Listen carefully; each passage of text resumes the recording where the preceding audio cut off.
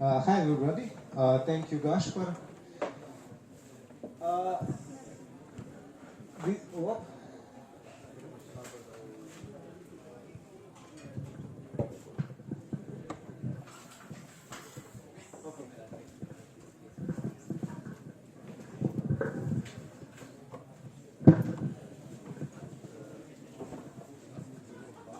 So the idea started 2 years ago. I was coming back from Bulgaria or Macedonia, I'm not sure, but I was starting to think that I would like to fly classic routes. And at that time, this Brazil area started to be, some friends from Swiss flew every year 500. So for me, the route 500 in my mind became like a standard route. And then if it's a standard route, I need to fly. So I was thinking, first my idea was that I would, that we would organize everything ourselves. But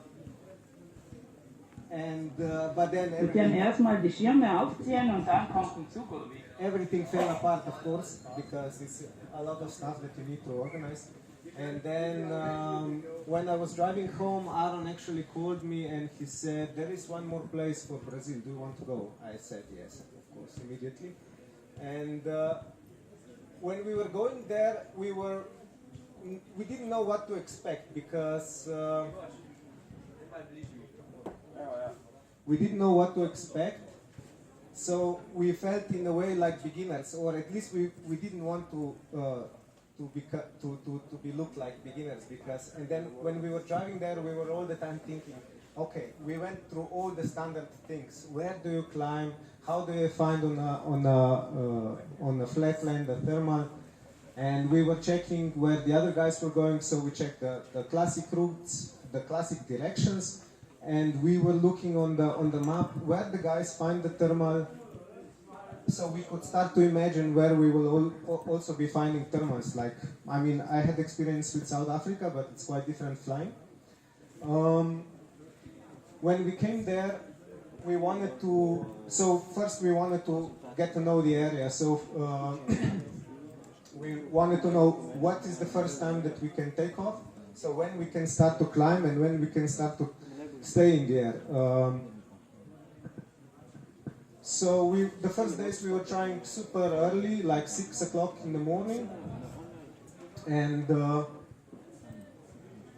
first flight was like this, super kind of stable in a way, no clouds. We were what is interesting in this kind of situation, that when you have no clouds, you have a lot of dust devils. So here actually there was a lot of dust devils, and also the thermal before most probably was a dust devil. What was super surprising this day was when we land, here we decided to land after a couple of, I think 100 something kilometers. We said, okay, we go down, we eat something. And when we came out of the churrasco place, actually the sky was looking amazing. It was looking like perfect sky, super nice cumulus and everything. But this was kind of unusual for this year. We had a lot of low wind and so not much wind. We didn't have much wind, almost nothing every day, and always was wrong direction. So like the guys from the Swiss were flying always northwest, but we almost always were flying west.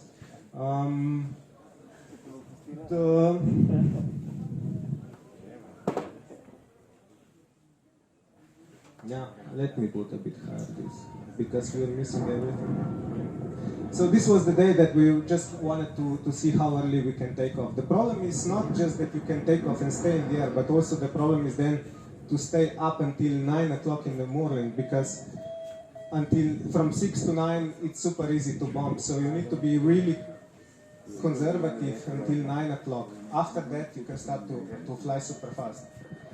We realized that we can fly from Yellow Meadows to Yellow Meadows, the other guy or to lakes. further than the end of the airstrip. like we would be flying on a ridge. So we could go super confident on this, at least this year. We had a feeling that we can fly every day 300. What turned out the next year that it's not the case, that it's always like this. But it's super special area in a way that you can fly fast on the flat and actually you're flying low. So at the beginning you're flying from 500 meters and then every hour or 2 hours it goes up by the next 500 meters. So first you fly 500, then you fly 1000, 1500, and in the end if you're super lucky you fly 3000. But normally then it's the end of the day.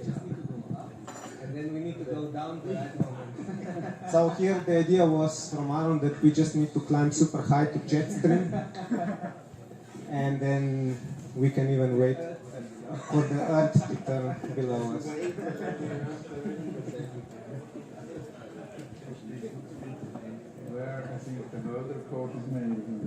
The guys are super good with the organization, so they help us with the weather and with their opinion. Of course, we had no idea. We were the first time there.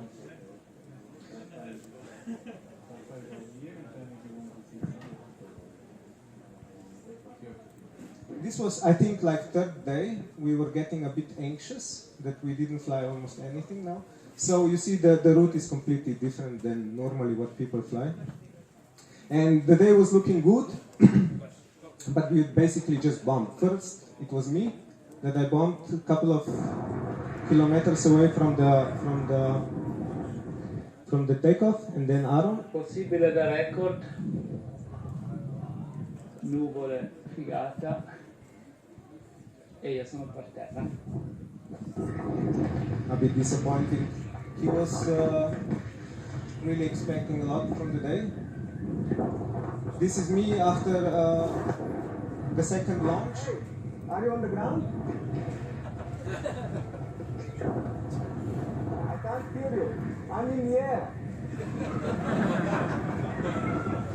The thing is how we wanted to fly also. So our idea is how you fly together on the flat is that we have a couple of rules that we kind of came together to these rules when we were doing hike and fly over from Serbia to the Black Sea.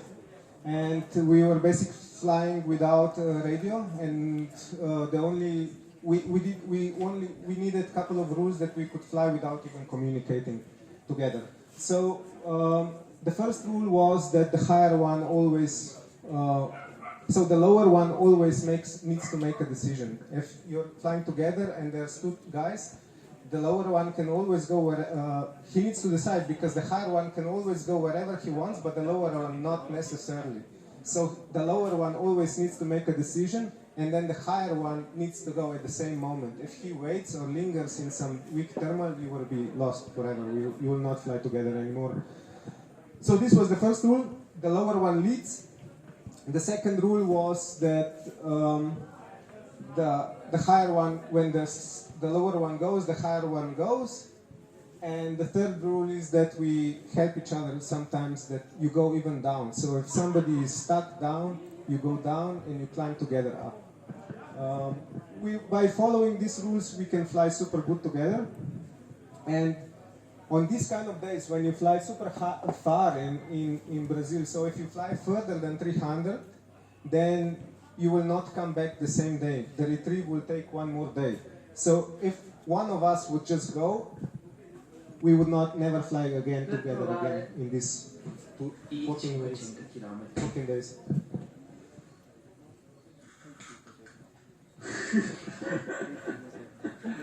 Primož? Let's try. Sì, ci proviamo. It's a bit before 5, so 4:30. Praticamente sono le 4:33. So 4:30. Fuori è buio. E fra un'ora e mezza voliamo. In 1 hour and a half we fly. No, Primož. It's super fresh.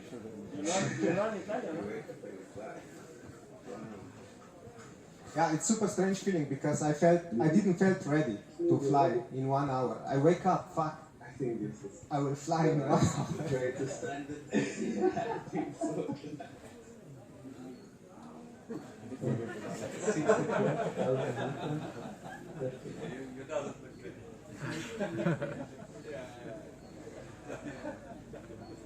This was people here. And then you fly. So the schedule is like this. You wake up 4 something, at 5 you have breakfast, at 6 you're on the airport ready, and you can start to lunch. And actually it's like this, if you are, there is a group like 20 people normally, but the thing is that if they're not so excited to go so early.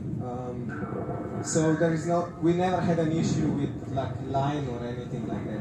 And in the beginning it can be quite tricky, you can always bomb really early. And the thing was, one day we bombed actually like this. This was not a bombing day, but we bombed and we could still fly 400 the same day. The organization is really super cool. I mean, they just take you back, you can launch how many times you want until you have enough. And this was really lucky save and super hard day to fly because this happened a couple of times. Now it looks super good, but when I get a bit comfortable altitude, everything became shade like this. So again, trouble, and to go further, everything shade. So it was quite a hard day.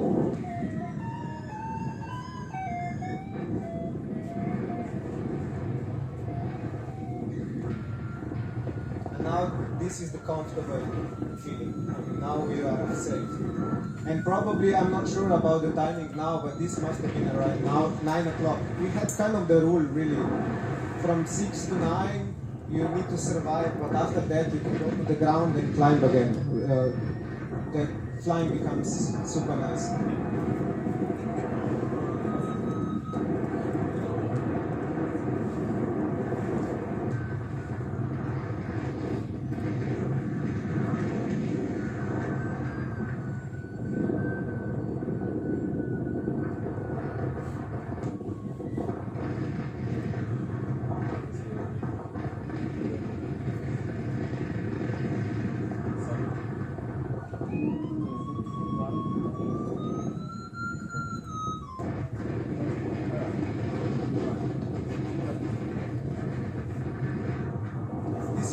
Exciting for me, for us, for both, because we never flew. I mean, I did fly 300 in South Africa, but I never flew 400. So, of course, my first goal was to fly 400, and then the second goal was to fly 500, and then the third goal was to fly the record, but you know, in this order. So, if you fly 400 first, you did what you wanted to do, and now you can fly faster because you don't care if you bomb. I mean, if you care too much for every kilometer, then you will never fly 500. So you need to kind of secure your goals, and step by step, that you don't care anymore. If the time is not right, if you're going slow, you will be too slow, and it's the same as you would bomb. You will just not make it. So you need to fly more decisive to reach further. And let's say this was the first time I think we went 400, but it was not the best flight for us. So this was for me first goal. So to beat Ayash and Urban, what they flew in South Africa many years before this.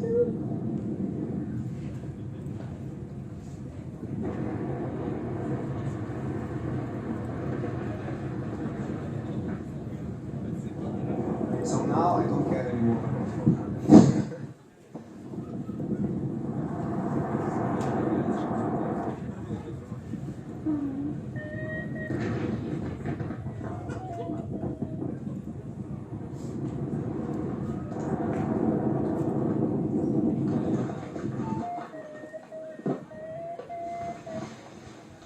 It was a lot of, because the wind was even not so bad. It wasn't strong, but it wasn't so bad. We were going around 60, 70, right? Yeah, good fixes that. One is 80, I think. Not because we did. Yeah, the only strong place with wind was there where we was a little bit low. Yeah. There I didn't want to land. There I think it was strong. Even stronger. Also from the smoke and everything. But the lift, strange, huh? After the valley we crossed, it was Yeah. obvious it's done. We just need to Yeah, stay up. End of race. yeah, cool. I mean, if we have the luck to get a good day, we can make it. Yeah, for sure, make it. And we was flying really good together. It's just Like sometimes you were searching better, sometimes me. It was perfect. At the beginning I was a little bit having better. I always wait in the cloud. But at the beginning was that was one of the hardest the beginning beginning. ever. Yes. I mean we was 400, 300. I was on the ground at least 2 times, Yeah. like really ground. Yeah. On the second time when we survived, I said, okay, if we now survive, we will make it to the end. But this Swiss guys was flying good. He was flying super good. I was thinking my Elsa is not flying at all. No, I think Then, no, I think the only thing is that he was like really pushing. I mean, if you fly 11 hours, We landed in the different country. with the border. So the retrieve is super cool. I mean, this is now the dark, and in few minutes the retrieve can. amazing, super nice. super, super.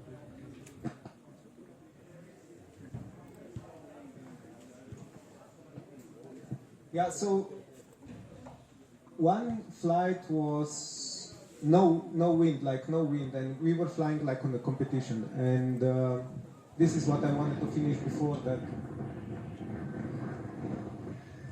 You just need to fly like you would fly the mountains.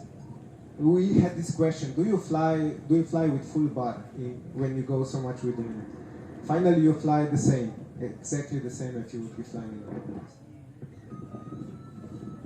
There was one guy was asking us, how do you find thermals? Because for us it was kind of really easy.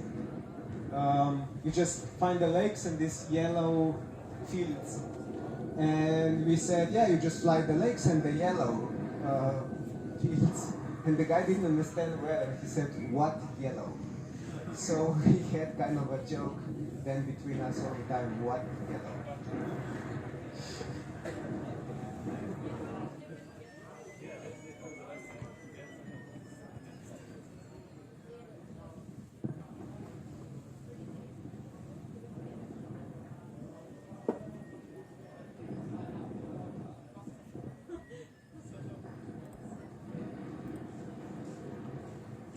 Here was kind of the end of the day, but was still one thermal at the house. This is again the other place. So this was another 400. I think this was the day when we were flying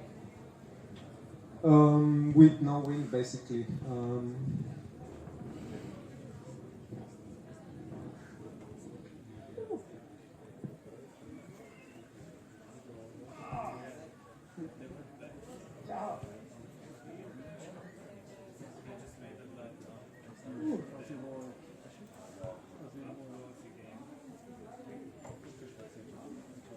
Also, the route was visible, it was going like this, for directions.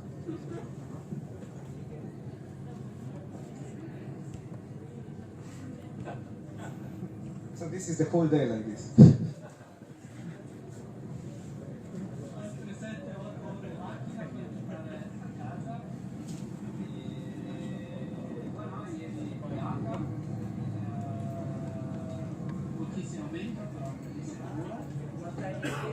He says it was little wind, but nice flight. What was the question? This is the next day. The whole day. You drive the whole day back. So you sleep wherever you land, or Exactly. You find the hotel. Normally it's a place, almost the same place. You go there, you stay there, and in the morning you start. how is the road? It's good. It's nice road, straight asphalt, so no problem.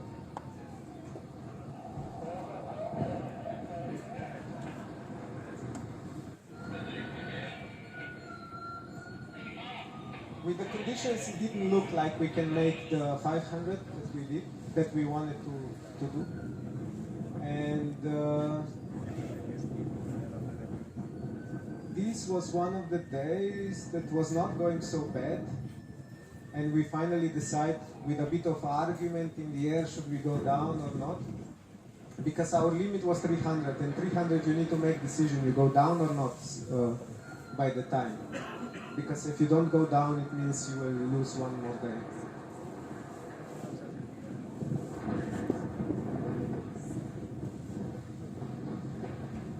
I think this was another day. So here was like 400 still, we did. But actually it was the day when it was not going well for me, but it was going good for Aaron, whatever he did. So it was a bit more overcast day, and whatever he did, it was a right decision.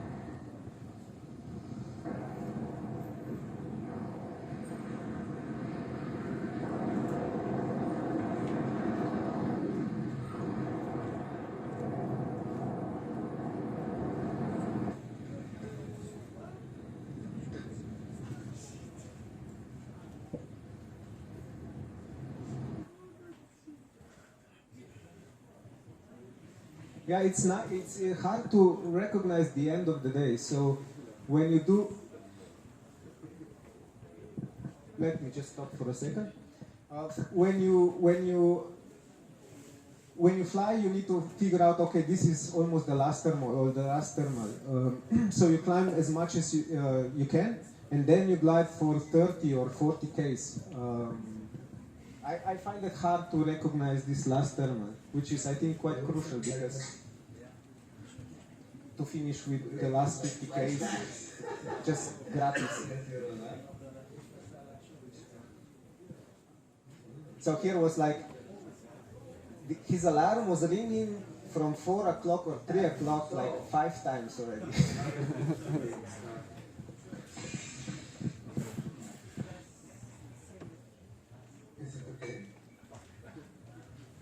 When did you go to bed? 9, 10. For the first time I see clouds.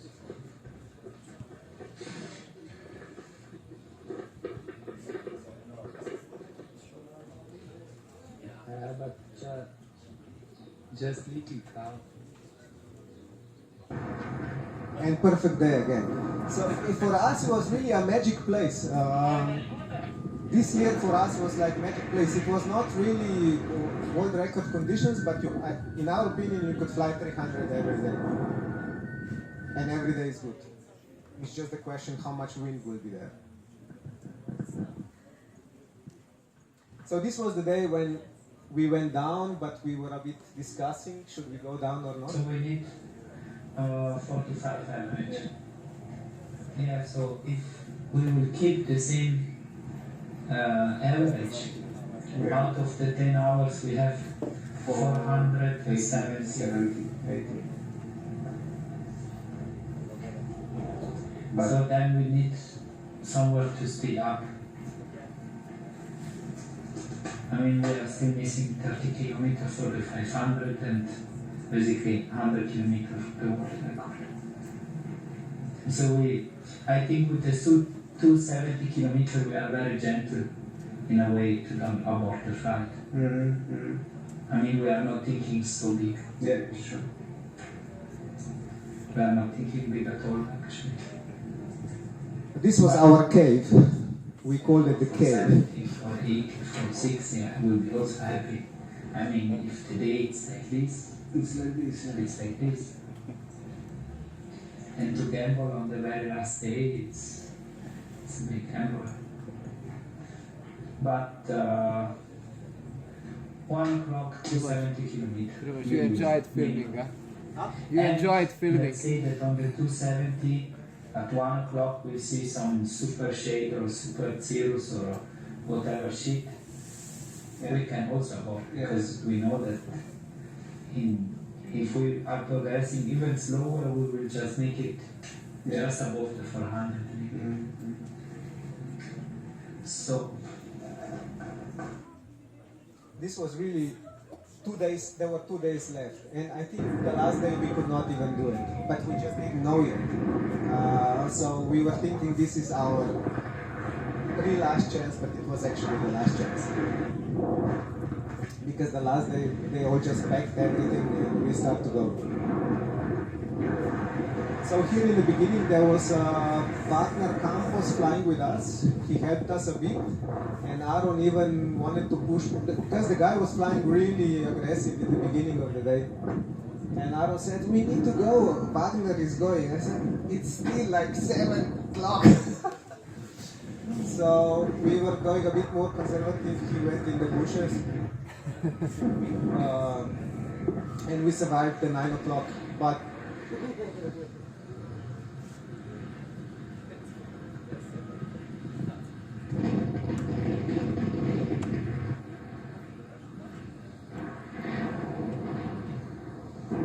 so it was like this, that it was looking like we will not make it, like we will land on 480.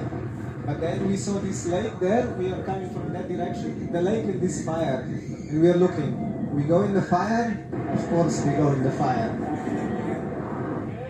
And without this hill on fire, we would not make it basically. From there, this was just final glide. Like, I think 40 Ks. This was Federico, supporter below us. We were joking that the world is upside down. You have Brazilians called Wagner and you have Germans called Federico.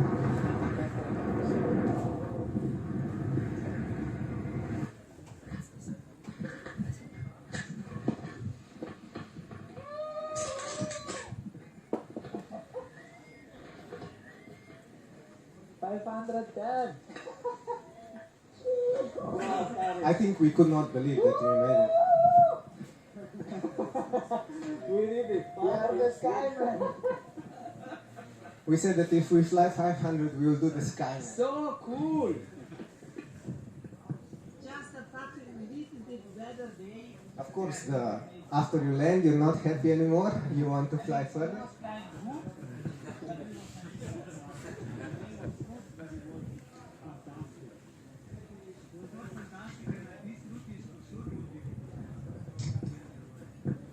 In general, I think this is definitely the route that nobody flew 500, and it was most probably with the least wind. I was not believing it. We were quite lucky, I think, to do it. I was thinking so many travelers that we came over. Yeah. And then tomorrow it's the same. No, I mean, I was also thinking the whole flight, today is the day. I was really hoping we make at least approximate 1 o'clock, this 270. Yeah, We did 290 something.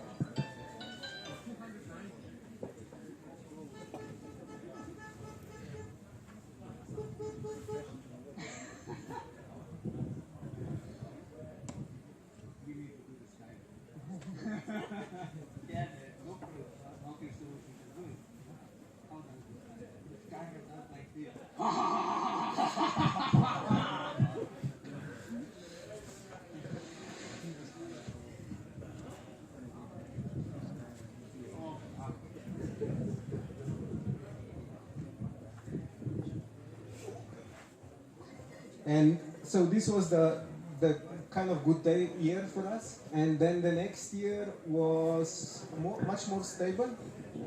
And was the really windy day that we were hoping was the record day, but was not. I mean, we bombed. And this is how it looked.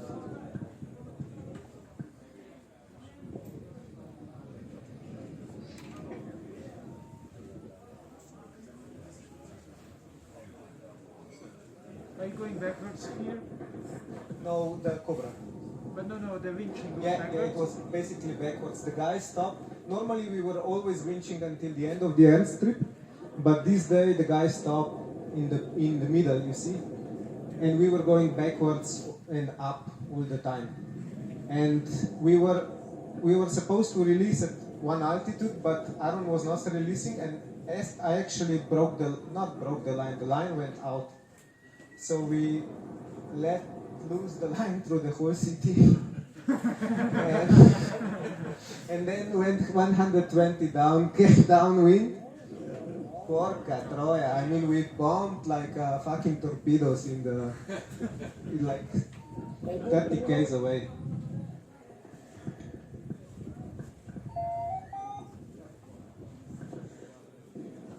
So, how was the wind on your record? That was really little wind, we were flying 70, 80 k's on my best flight. Yes, now I have. 80 k's with a speed bar. So you anyway fly it like normal. So the biggest number I saw was about 80 k's. And this was trim speed, you know. This was 120 trim speed. So. But he was also cruising. But this is normal, let's say in South Africa, not here. Cloud base is low here. Cloud base, this is typical 500, 1,000, 1,500, and max 3,000. In the end of the day, if you're lucky. Otherwise, it's 2,500. But still, you have amazing glide at the end. You can do 50 k's just gliding straight. Yeah, magic air.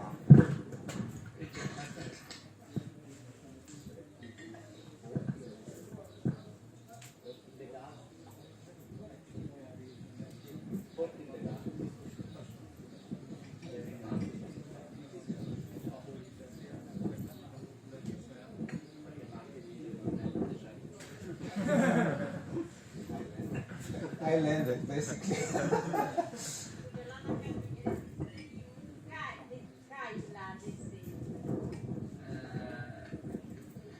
Carico con parapente.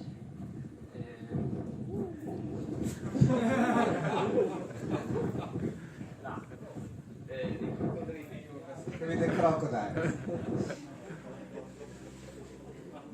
That's it. Thank you very much.